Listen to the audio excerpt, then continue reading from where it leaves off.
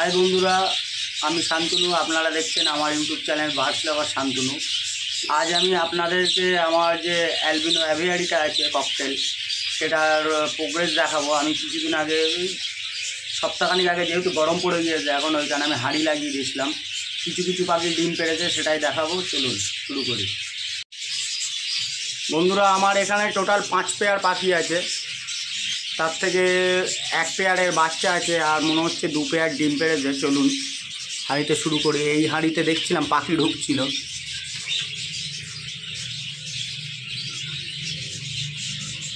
একটা ডিম আছে এই হাঁড়িটায়, এটাও একটা ডিম,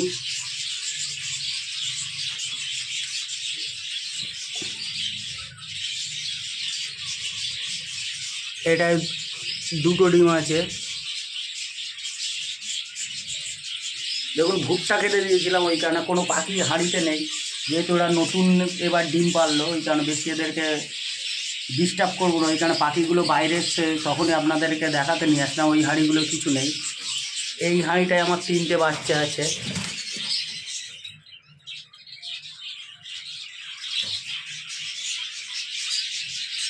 দেখতে পাচ্ছেন আপনারা।